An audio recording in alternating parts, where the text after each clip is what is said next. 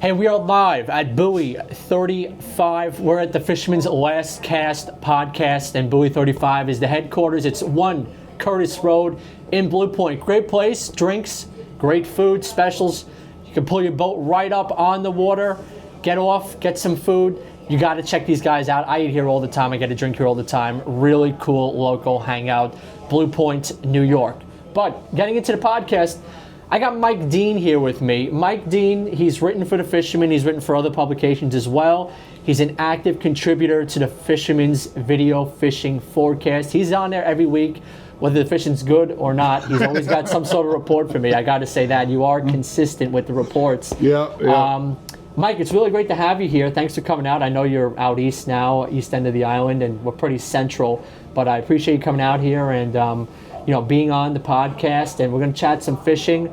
Want to talk about how you got into fishing, and we also want to get into a cool event that is coming up too for a really great cause, and I want you to go into that as well. But first, to start off, I want to hear about how you got into fishing, man. We all have our story. I know how I got into fishing, from a kid. But how did you first get into fishing? What got you into it? Yeah. So, it's funny that now living in East Quogue and being so close to the water, and everybody I meet and I hear, endless stories of, I've been fishing since I was 2. I don't even remember the first time I went fishing. I was so young. For me, it was a little bit different. My family didn't have a boat. We weren't really like a very salty crew, but, like the Freeport party boats were only about, a 20-minute drive from us. So every summer there would be, a couple of trips with the Little League team and neighborhood kids for half-day fluke. And I definitely loved it more than any other person, including the dads that went. Mm-hmm. My dad, being one of those great dads, was always like, okay, we'll go again. And, it became maybe we'd go 3 or 4 times over the summer, and I would have gone every day if I could.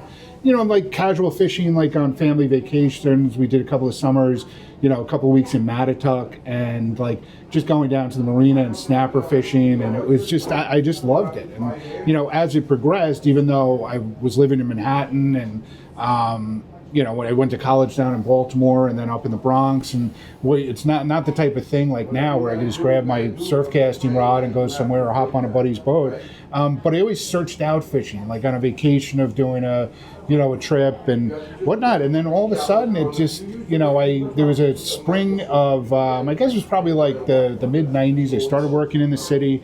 I was living in Brooklyn, and the spring came. It was a gorgeous night. I was like, I would love to go out fishing. I went down to Sheepshead Bay, jumped on one of the night blues boats there, and it was a great time. But it was also a real hassle getting back and forth. And it was easier for me to go from the job in the city out to my mom's. I grew up in Garden City, and she's still there. Borrow her car and go down, and I would go on the Superhawk for night bluefish. And I did this probably 2 or 3 nights a week of this back and forth, taking the early train back into the city. And my roommate loved it because I was never there. Now, were those trips they used to go out like in the ocean in the middle of the night and they have the lights on? And I thought they call them like the burlap bag bluefish trips. They used to fill the burlap bags up with bluefish. Yeah. I heard about those trips because my dad used to tell me about them back in the day. He used to go. And he would say, it was just, the fishing was unbelievable. They'd go out there in the middle of the night. You're somewhere off Jersey almost, I think they were fishing. Yes. Yeah. It was. I forgot the name of the tin can. Like, I forgot the name of it or something like that. Mud can or the mud hole. Yeah, mud something hole. like that. But these trips, it was just like these hammer bluefish.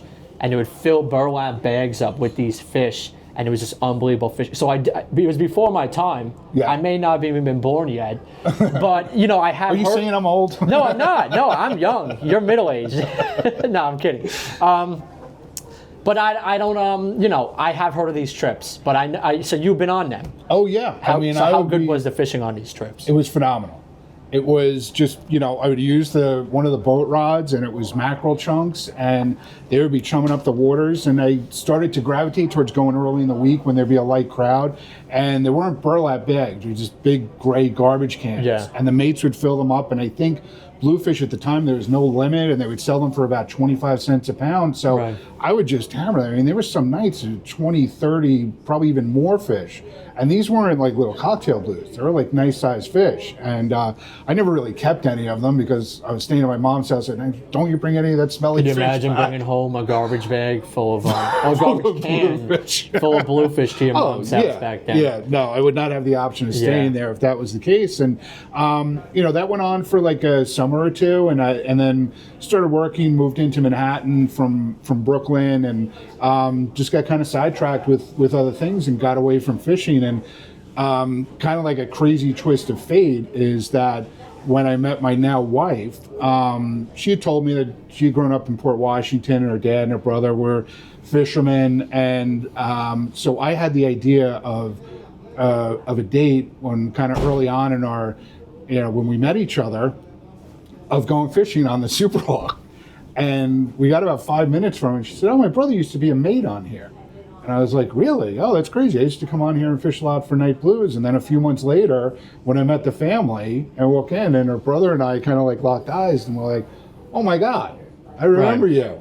So he started taking me out in the Western Sound. He had a small boat that was actually a lobster boat, an aluminum lobster boat that my father-in-law had built. And he was, even though he worked at a couple of country clubs as a mechanic, he also had a license for lobsters and lobstered in the Sound years ago before they started to spray for West Nile virus, which kind of killed off the lobster fishery there. And my brother-in-law, Pete Sequist, he's just one of those guys that you could blindfold him and he'll still come back with a ton of fish. So that's when it went from going on a charter on vacation, going on the party boat where the horn blows and it's like, okay, it's time to put, the lines in the water. And I started to understand that they hear it outgoing, they hear it incoming.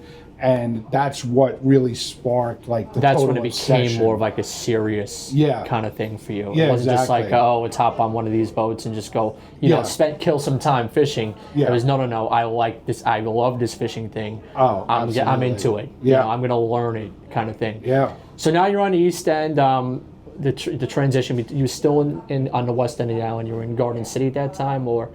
No, I was living in Manhattan. You were in Manhattan still? We had gotten what we thought would be a weekend place / escape hatch from the city. Yeah. And, after a couple of years after my son was born, we were just like, this is not, kind of the plan that we should stick with. So we were able to make the transition, out here full time since 2018, 2019. Okay. And, it's been great. I mean, that was always kind of like the tease of we would come out for the weekend, and we would come out on weekends year round. So like in the spring, even if I got a day off, extended the weekend where I was like, my gosh, we have all of these waters all to ourselves, as I got to know some of the local guys at Surfcast through Haskell's is the tackle shop that I go to in East Quogue, and guys I've met through there, guys that work there, and just spectacular. And when it became full time, it was just it's been a dream to be able to fish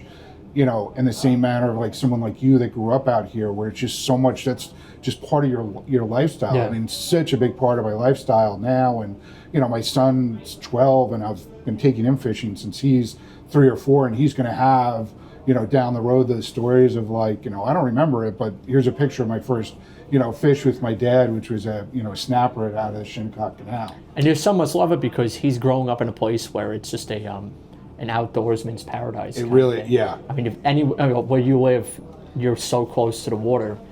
You have snapper fishing, fluke fishing, stripers, all these great fisheries, within reach, minutes almost. Yes. And your son must just love it, because it's a kid. I remember I used to ride my bike to the lake. And I was like, oh, this is awesome, man. And I was still like 10 minutes away. But, for him, you're taking him out saltwater fishing. You're going to the beach, stuff like that, after work, whatever it may be. He must love it. I mean, he's growing up. It really is. Really, it's awesome for him. I'm not sure if I had shown you the picture, but last year he kind of got in this groove of, buddies of his in West Hampton.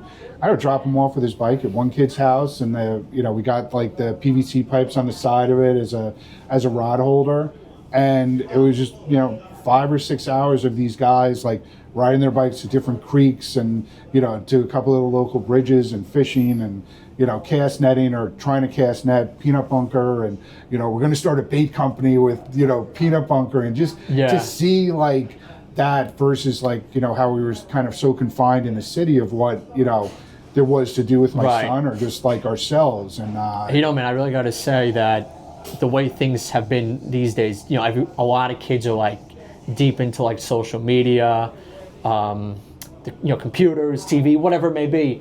But you telling me that your son and his friends go out and do these things that I used to do and the generations before me used to do, really makes me happy.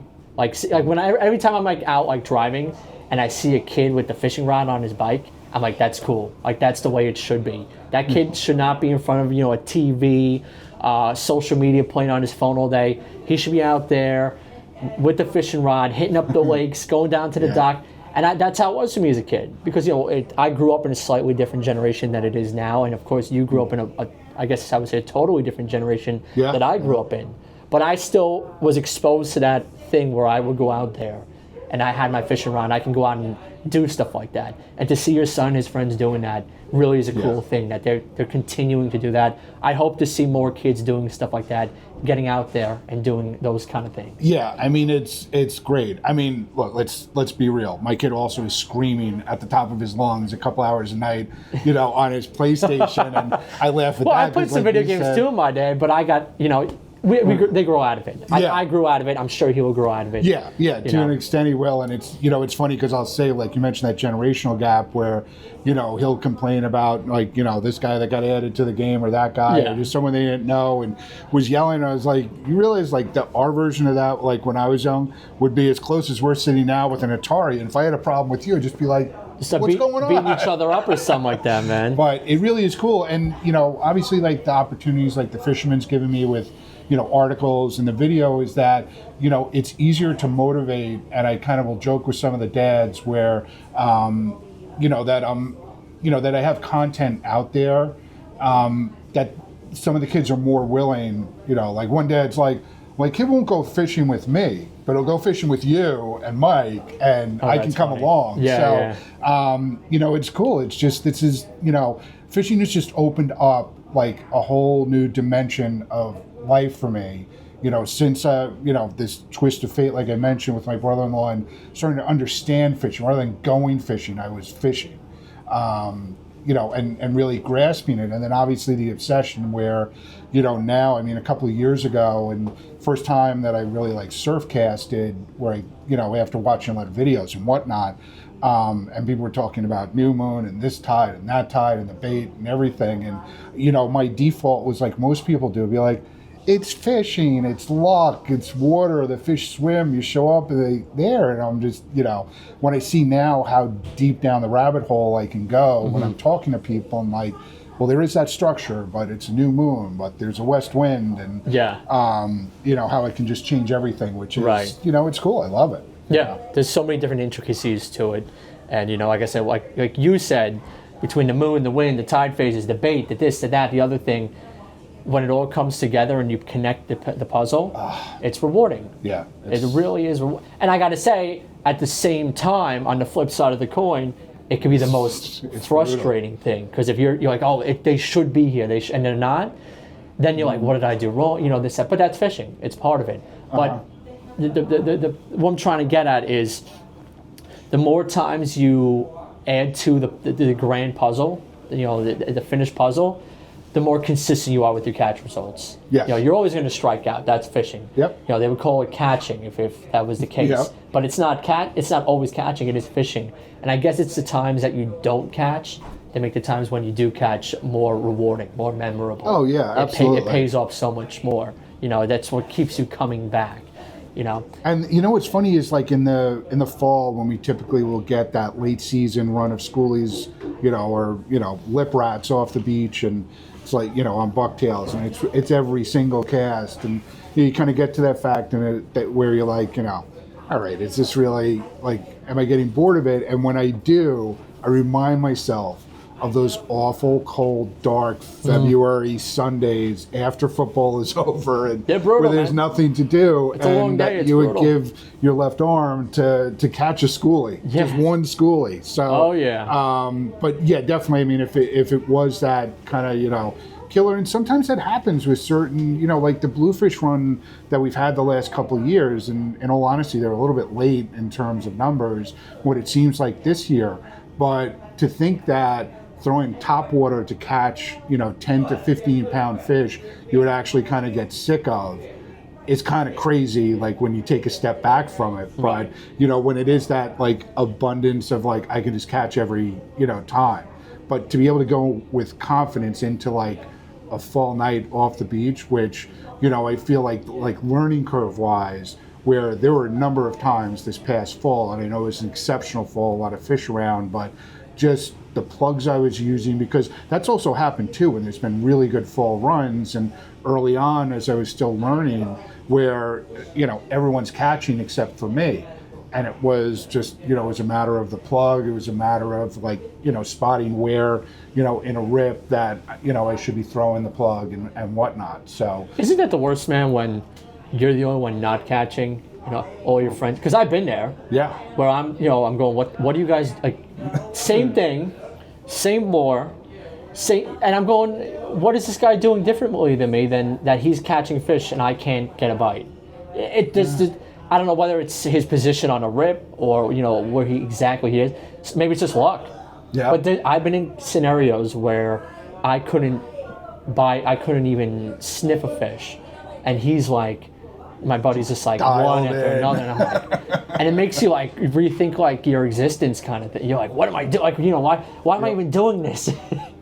I've been there, man. That is frustrating in fishing when, the fish are there and you cannot catch a fish. Yeah. And I'm sure we've all, as fishermen, we've all been in that scenario. Yeah. And yeah. it really is humbling. And sometimes you can change that. Like, it wasn't probably until the last, I'd say like 3 seasons, I get pushing myself more and more to fish at night, because I had such success at like sunset off the beach in the fall with a bucktail. And I was just like, this is it. But, obviously no one gets, you got to push out of your comfort level for, the next thrill, the next learning, segment, and just, and moving on if you're kind of like, always trying to grab that ring, which I've tried to do. But I thought almost it was like, well, these guys got 30s and 40s. I remember it was actually right before you started with the Fisherman, that I remember sending you this Facebook message that, it was probably half a page, and at least half of that message was like gingerly stepping away. I don't need to know the spot, just a general area. Just give me. And you were so cool with that, which, like the true fishermen are, where it's not the like, okay, where do I go? What do I use? What time do I go on what night? That's not it. Just, that's not going to do anyone. I mean, person might catch a fish, but they're just going to catch that one fish. They're not really going to get it. Right. But it's been, I tried to kind of like, I guess, cheat in a sense where, well, I can't see anything at night. Why would I do it? And it was out of my comfort zone. And I probably stayed in my comfort zone a little too long and didn't really go full force into like, embracing the night fishing. And when I did, all of a sudden it was like, now this is why, in the big picture, I'm having the fall run. Like last year was the fall run like that. That's what I've dreamed of. Yeah. That's now my kind of placeholder for like, hopefully if we get that many fish around this fall, that I know where the success was and where I can kind of move on from there. Right. We're going to take a quick break, Mike, but when we come back, we are going to get into a cool event coming up. And I want you to tell us all about it. Got it. The Coastal Kayak Clash is back for 2024. Win this Old Town Sportsman PDL 120 fully outfitted by YakAttack.com. Our second place winner will take home this Humminbird Helix 7. Win third place and you walk away $500 richer. And there are many other ways to win as well. We've got reels from Daiwa and lures and gear from Yozori. If you fish from a kayak and you're a Fisherman subscriber, you're eligible to enter the CKC. Catch one of 8 qualifying species. Photograph them next to a flat ruler showing the Fisherman tag with your kayak clearly visible and get yourself on the leaderboard. This kayak-only tournament kicks off May 1st and ends November 30th. Get all the details at thefisherman.com. And we're back. We're at Buoy 35 again. This is a great location. Food, drinks, food specials. You can pull your boat right up, get a drink, get food. I come here all the time. Great local hangout. We're in Blue Point 1 Curtis Road. Check these guys out. Mike, we were talking about a cool event that's coming up. I've been to it before. I've experienced it firsthand. I know you're at it every year. Yeah. You know, I've seen you promoting it all the time, and for a good reason too, because it is for a good cause. There's a Manhattan Cup. It's coming up. What's the date on the Manhattan Cup? Friday, June 7th. Friday, June 7th. And what is the Manhattan Cup about? So it started right after 9/11, and Fisheries Conservation Association, which was a group of guys from Staten Island that wanted to do something for the first responders that, were dealing with some issues after 9/11, guys who had been, working down at the pile and whatnot. So they got basically a whole ton of captains, a bunch of anglers, took these guys out, and it just kind of like, it kept going for a couple of years, and they noticed that, I believe it was around 2003 or 4, about 10 years before I got involved, how many veterans were coming back from Afghanistan and really having an issue with PTSD and and then injuries you could see, and then the ones you can't see. So they started kind of focusing more on like, let's try to get these veterans out fishing for the day and kind of expose them, and not, the whole idea of it isn't typically just to be like, thanks for your service, let's take you fishing for a day. Is thank you for your service, let's try to use fishing and introduce you to this, so this will be part of your road to healing. And it's grown and grown every year. I mean, last year I think we had 51 boats and 52 veterans, and I got involved in 2013, oddly enough. So a guy from CNBC, Steve Leisman, is a big fly fisherman.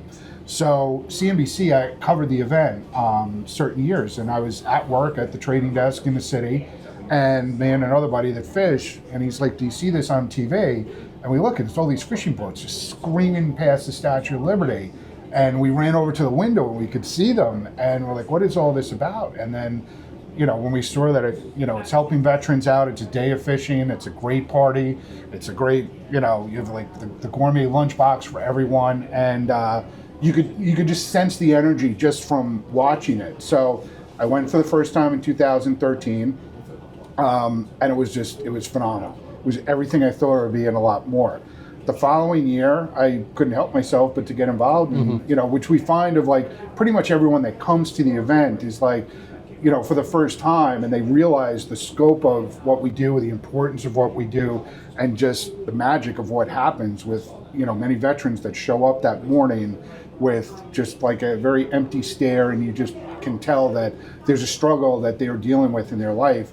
And then later on in the day is like Tsunami Tackle is a big sponsor. The last couple of years, they've given every veteran that comes a rod and reel setup so that they'll go out, fish themselves, and hopefully introduce other veterans to it. And seeing that is just, it's like one, other than like my wedding day and the day my son was born, it's one of those powerful things. It is. I've and really I could ever say seen. that firsthand. You were there. I was there. And I remember the time I went. They had all the veterans there. They gave them all the combos and stuff. And Fred Galfaro, my mentor, he got that Lifetime Achievement Award there too, which is a beautiful moment. It was awesome. It really was. It was a cool thing.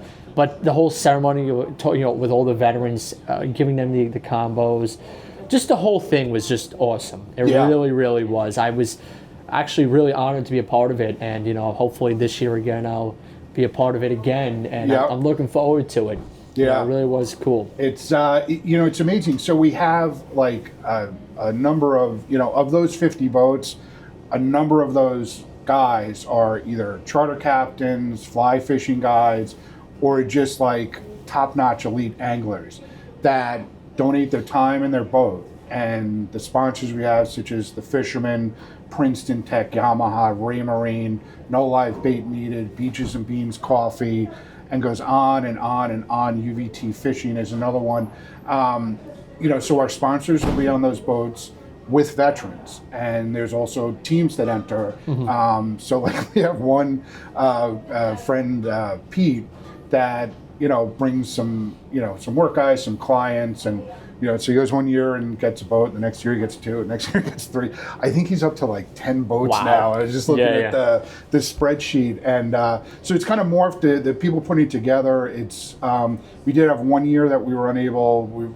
COVID year we weren't able to have it. But previous to that, there was 1 year where some sponsorships and a couple of things with the venue, not the venue, but just some sponsors and just life. Little just hiccups. Didn't line That up. happens. And it didn't happen. And then the Recreational Fishing Alliance stepped in, and they're the ones that really have our back. And it's put on through the Fisheries Conservation Trust, which is a 501c nonprofit. So all the entry fees, all the donation, everything that's all a write-off, and which is great because it really gives us a case versus just kind of putting your hand out, which I know the fishing community would still be just as generous as they are, but it makes it a little bit easier being a nonprofit. Yeah. And so it's myself. Captain Frank Crescitelli is one of the founders of the tournament, among a few other guys. But the team is myself, Captain Frank, John and Gary from the RFA, and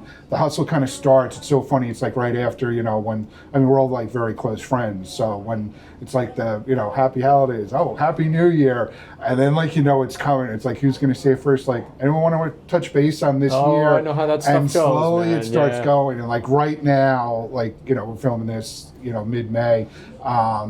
We're firing on all pistons. I'm sure you are. The mayhem It's going crunch on. time. Yeah, I'm sure it is crunch time. But the reception for it has been phenomenal. With people willing to come volunteer their boat and their time to take guys out. We actually have our biggest boat that we've ever had in the Manhattan Cup, a 90-foot Viking, the Checkmate. That's typically moored over at Chelsea Piers. They're coming over. That's this year. That's this year. We're going to have a 90 Looking forward Viking. to seeing that. Yeah, so it's going to be amazing. And I'll put my skiff in it next to him, my 17 skiff. Right it's really, you can just put it right on. I can put it on it. Yeah, I can do that. But yeah, the owner of it is just a real generous guy. He's a buddy of a good friend of mine, Eric Collins, that runs Hudson Point Marina and Rev Yacht Sales. And so he's instrumental in kind of getting them involved. And but in terms of the Manhattan Cup, it's a phenomenal day. We do like the breakfast, the sign, and everyone gets their swag bags. Everyone gets introduced to their captains if they don't already know them. Everyone's like, it's a marathon day, man. It's a long one. I remember my time doing, we did the whole thing, this, that, the other thing. We fished. For us, we didn't do too well fishing, but I remember on the way home, and you'll remember this year, when I went, it downpoured. And it was lightning. Yep. The whole city was, it was the most insane, buckets. Yeah. Just pouring buckets out of the sky with lightning everywhere. And I'm looking at the guys in the open center consoles, and I'm going, thank God we're in I think we were in a Tiara. Yeah. Or something I forgot we were the exact boat, but we had a top and everything. We didn't have to be in the elements. Thank God we had that boat because the conditions that kicked up like never that. Seen anything like that. You remember that, right? Oh yeah. The lightning was striking around the city. It was crazy, but it was surreal, man. It was wild. I've gone with Adrian Moeller of Rockfish Charters, and he has all the bells and whistles on his screens. He at the time had a Steiger, and he was like, "Wow, look at this!" And we looked up, and it was just this shelf cloud that all of a sudden, and it almost looked like a movie where we thought actually it was going to be like a tornado almost. Wow.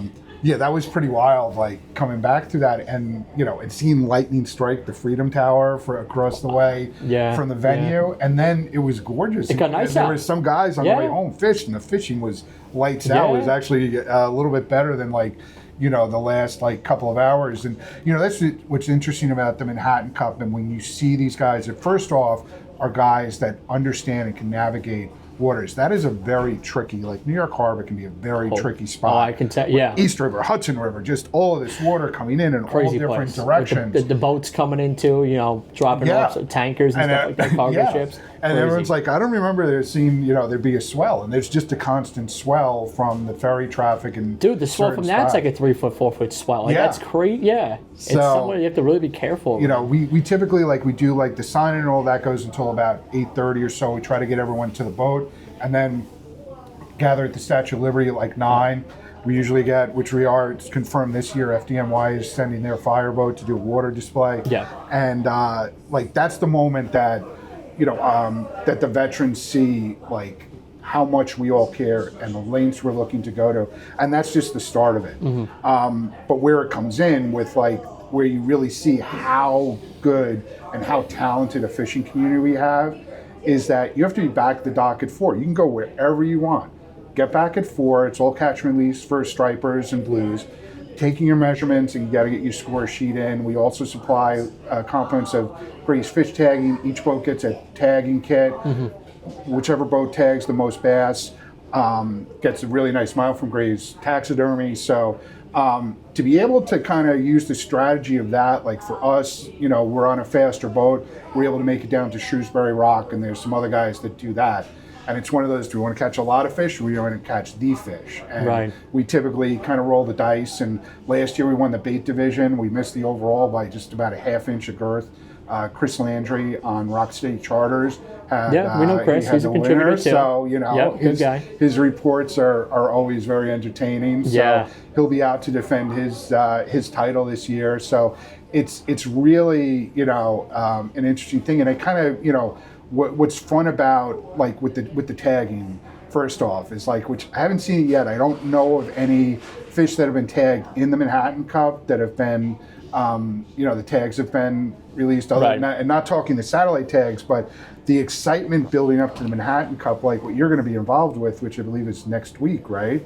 With the tagging event, yes. The tagging in Jersey, event, yeah. and that's when I'm like, it's real, it's happening, and like we're coming down the home stretch to the Manhattan Cup. So we are always able to accommodate teams, individual anglers, and we kind of get to a crunch down the line. So any captains that want to bring their boat and supply the gear to bring a team out, we'll take care of everything else. So. Yeah. Hey, Mike, we'll take a quick break. We'll be right back, guys. Subscribe to the Fisherman magazine today and compete in the Dream Boat Fishing Challenge. It's the Fisherman subscriber-only season-long, region-wide, multi-species fishing competition to win a Steiger craft and many more prizes. Subscribe, fish, win. And we're back, guys. We're at Buoy 35, 1 Curtis Avenue in Blue Point. Pull your boat up, get a drink. I come here, great place, great food, great environment. Back on the Manhattan Cup, how do you get involved in this? Can you still get involved? What does somebody have to do to be a part of this? Okay, so we have ManhattanCup.com as our website. All the information's on there. Being able to register on that. My social media is MNHTN, number 2 MTK. You can find me on Facebook, on Instagram, on the Fisherman YouTube report, and you can reach out to me for any details. We can always make it work up to the last minute of anyone that's looking to come and get involved. Any companies that are looking to come on as a sponsor, we make everything work, and that's the beauty of it, is that everyone knows the cause that we all have this common cause we're working towards, and we just kind of always pull it together. So don't let any kind of time frame, stop you from saying, from this year and saying, next year. We're happy to have you on board this year. For sure. Anybody who wants to get involved, I can say that, firsthand, this is a great event. I highly, if you're thinking about it, just do it, because if you do it, you're going to realize how special, how important this is for the fishing community, and especially for the veterans. Yes. Yeah. So if you are thinking about it, just do it. Yeah. But Mike, we got some season. We got a lot of season left in fishing. Yeah, we do. It's just started, really, to be honest. It's really just started. The fish is showing up. There's been great fishing over here at Fire Island. Bass, bluefish, weak fish is showing up. Heard of black drum, porgy fishing. Opening fluke, now I know it's kind of like the beginning of May or so right now. Opening fluke was pretty solid. I heard there's some limits taken. I know they changed the regulations a little bit. We have 19 inches for the first half of the season. That is until August 2nd. Then it's August 1st. Then August 2nd to October 15th goes to 19.5 inches at 3 fish per person. They got bumped up a little bit, those regulations. Yeah. We saw a 28% reduction in fluke. We got a little bit added on. People, they're still going to make do, I think. There's some fish around. It's off to a good start. I've been getting great reports. What are your insights for the season? What do you think you're going to be doing? What are you going to be targeting? Your tactics, techniques? Yeah, I mean, I've been fishing in the bays a lot, and surprisingly, there's been a bit of an ocean bite. it's been like this specific week has been like kind of slow, but Striped bass? striped bass wise, yeah. I know my default fish that I tend to always go I get to. it, man. Sometimes when you just on that one fish, it's all you talk about. That's primarily what I'm going to focus on until we kind of hit those summer doldrums, and then move over to focus on fluke. Like one thing that you've kind of been featuring in some of your articles and videos about shorebound fluke fishing, and that's something I've only caught one, and that was by mistake targeting stripers, day before fluke season started a couple of years ago. That's the only one I've caught, and then of course when I tried, I didn't get one. But using those small bucktails off the beach and fishing in the troughs for fluke, I think is going to be a really fun thing to do this summer, and is only going to help for when all of a sudden the fall runs upon us. And I'm going to, even though that beach structure can always change, I think it's, while focusing on fluke, that it's also going to give me kind of intel and kind of a knowledge base for that beach structure for, when it's go time for the bass. Hoping to get offshore. I've only been on one like jig and pop tuna trip years ago, and I didn't connect on one. I only connected on some mahi with soft plastics, but that's definitely one thing that I want to do. I mean, Quamber was pretty good last year at the right time, so that's something that I kind of have on my season bucket list, which hopefully will happen. And then towards the end of the season, when it's all about the stripers and kind of the last chance, I mean, I really want to have. Last year was my personal best, was a 40-inch or just below a 40-inch fish. I didn't have a boga grip with a scale, so not sure of the weight, but it was a fish. Yeah. But I want something bigger, like we all do. So we're always pushing for that personal best. So I kind of, for this season, it's like keeping a log, which I say every year, but I'm trying to be more serious about that. Is to just not waste time that years ago I would have thought was good fishing time, which now I know was a bit of a fool's errand. Maybe I'm where I was going because I didn't know any better. Now that I know better, kind of that no excuses of like I know what to do to make my time more effective targeting fish. So looking forward to some doormats off the beach. That's fun, man. That bluefin tuna hit a popper, 40 miles out. So yeah, it's going to be a good one. Yeah, and I got to say that shorebound fluke fishing, even the shorebound tog fishing, I don't know if you've done that before. A little bit, not with much luck, but that's I tell guys all the time. I say, if you haven't done it before, you got to do it. Yeah, it's addictive. It's just a totally different kind of fishery. And it's funny because the fall, we talk about the striped bass are in this, that, it's the fall run. Honestly, my fall runs have been split. Like when the tog season opens, I'm like, hold on, I don't have to go for striped bass. I kind of want to get on these tog. Yeah. Because when you do it and you know about it, and when you start to really get into it, it's addictive. Oh, yeah. And that's something I would say to anybody. I would say check that out, that shorebound tog fishing. Even boat tog fishing is a lot of fun too, very addictive. But the shorebound one, just rock hopping and stuff like that, and wrestling these 5-6 pound blackfish out of these rock piles. Yeah. And they can go side to side and down. It's a fight, man. Yeah. They got the advantage on their side, and those 5-6 pound fish, which it's a decent sized tog for a boat off the shore. That's you're getting a fight on your hands. And the popularity of the blackfish jigs in the past 10 years, and that's one way I do it. Is really brings that to the next level where you're not dealing with kind of an extra line coming off your setup to get caught up. Right. But that's one of the ways I target them is with these blackfish jigs, and it's a lot of fun. And that's a long way into the season. Yeah. But it is in my mind. It is in my mind. But the shorebound fluke thing, excellent. I suggest anybody who's willing to try that, who wants to try that, do try that. And of course, there's weak fish. There's bluefish in the bays right now. Striper bite's solid. I know it's starting to heat up out by you right now too. Yeah, it is. Kind of making that transition from the soft plastics, the bass assassins, and small paddle tails to bigger ones in the inlets, bigger ones off the beach, bottle plugs and whatnot.